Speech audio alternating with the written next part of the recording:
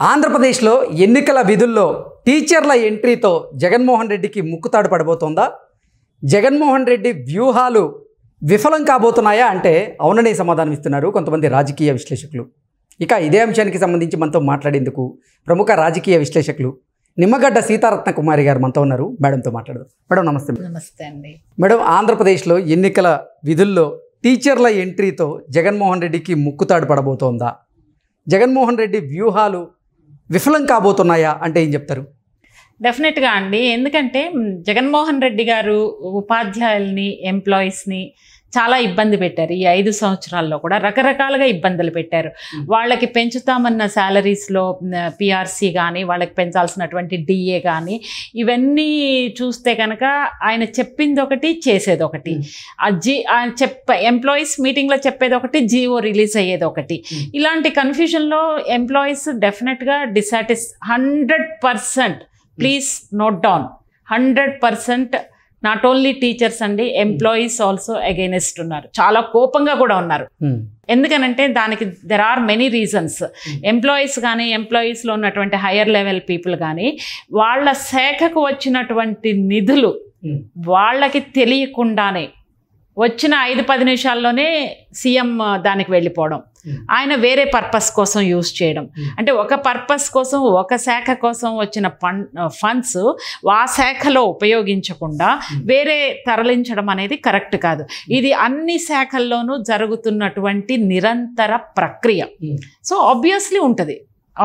అది ఒకటి. Coming to ఉపాధ్యాయుల విషయానికి వస్తే కనుక, ఉపాధ్యాయులు జగన్మోహన్ రెడ్డి గారి ప్రభుత్వం మీద ఆగ్రహంగా ఉన్నటువంటి విషయం 100% కరెక్ట్. అందులో డౌటే లేదు. ఎందుకంటే ఆయన ఉపాధ్యాయుల్ని అవమానకరంగా ట్రీట్ చేశారు. వాళ్ళకి ఇవ్వాల్సినటువంటి రెస్పెక్ట్ లెవెల్స్ కానీ, వాళ్ళకి ఇవ్వాల్సినటువంటి గౌరవ మర్యాదలు కానీ ఇవ్వకుండా హ్యూమిలియేట్ చేసే విధంగా వాళ్ళు అణిచివేతకి వాళ్ళ సమ్మబాట పట్టినా కానీ వాళ్ళని అణిచివేసే విధంగా ఆయన కొన్ని నిర్ణయాలు తీసుకున్నారు. దానివల్ల అసలు ఆంధ్రప్రదేశ్లో ఉన్నటువంటి ప్రభుత్వ ఉద్యోగులతో పాటుగా ముఖ్యంగా టీచర్లు, ఉపాధ్యాయులు చాలా అసంతృప్తితో ఉన్నారు జగన్మోహన్ రెడ్డి పాలన మీద. సో రానున్నటువంటి ఎన్నికల్లో వాళ్ళు కూడా ఎన్నికల విధుల్లో భాగం అవుతున్నారు కాబట్టి జగన్మోహన్ రెడ్డికి ముక్కుతాడు పడడం ఖాయం. ఎలక్షన్ కమిషన్ ఆఫ్ ఇండియా చాలా క్లారిటీగా చెప్పిందండి. వాళ్ళు 60% అసలు without teachers they cannot conduct. ఎందుకంటే ఇట్స్ నాట్ పాసిబుల్. 60% ఉన్నారు. జగన్మోహన్ రెడ్డి అసలు ఎన్నికల విధుల్లో వాలంటీర్లని తీసుకొద్ద ప్రయత్నం చేశారు.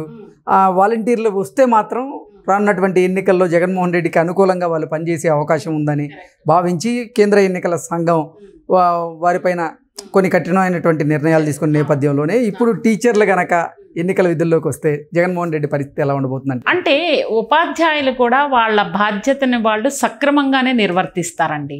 అయితే ఇక్కడ ఏంటంటే జగన్మోహన్ రెడ్డి గారు వాలంటీర్ సిస్టమ్ని ఎలక్షన్ దాంట్లో గనక ఇన్వాల్వ్ చేస్తే గనక అవకతవకలు జరగడానికి అవకాశం ఉంటుంది. వేరాజ్ ఉపాధ్యాయుల్ని పెడితే కనుక వాళ్ళు అవకతవకలు చెయ్యరు. They will go as per the system ప్రకారం వెళ్తారు. ఏ ఒక్కళ్ళకి ఫేవర్ చేయరు.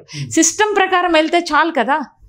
గవర్నమెంట్ ఏదైతే ఎలక్షన్ కమిషన్ ఆఫ్ ఇండియా ఏదైతే ప్రిస్క్రైబ్డ్ ఫార్మేట్లో వాళ్ళకి రూల్స్, నార్మ్స్, రెగ్యులేషన్స్ పెడుతుందో దే స్ట్రిక్ట్లీ ఫాలో దట్. అది జగన్మోహన్ రెడ్డి గారికి ఇబ్బంది కలిగించవచ్చు. జగన్మోహన్ రెడ్డి గారికి ఆయన పప్పులు ఉడకపోవచ్చు. అదే వాలంటీర్స్ అనుకోండి, ఆయన జేబులో మనుషులాగా, సొంత వైఎస్ఆర్సీపీ పార్టీ కార్యకర్తలాగా ఆయన ట్రీట్ చేస్తున్నారు.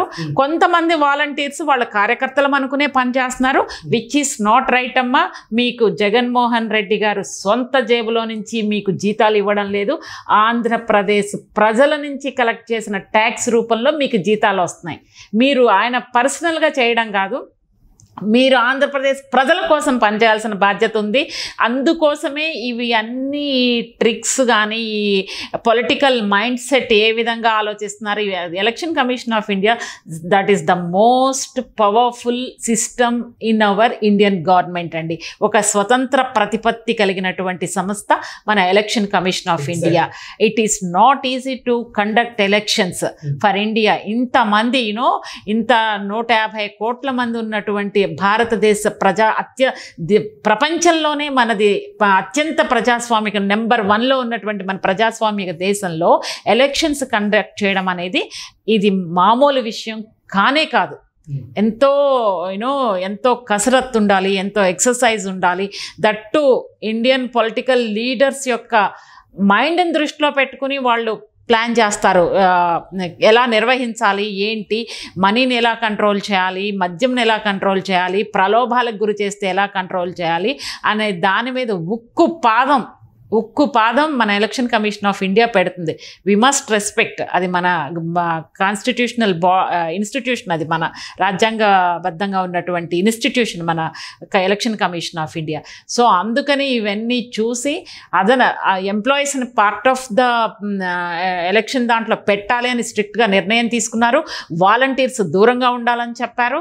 దాదాపు 45,000 మంది స్టేట్ పోలీసుల్ని, అది కాకుండా కేంద్ర బలగాల్ని, ఇంకా అదనపు ఎడిషనల్ ఫోర్సెస్ను కూడా డిప్లాయ్ చేయడానికి రెడీగా ఉంది. ఎస్పెషల్లీ తెలుగు రాష్ట్రాల్లో, ఎస్పెషల్లీ ఆంధ్రప్రదేశ్లో ఏం జరుగుతుంది, ఎంత అరాచకం జరుగుతుంది, ఎంత ప్రజాస్వామ్యాన్ని ఈ 5 సంవత్సరాల్లో కూనీ చేశారు.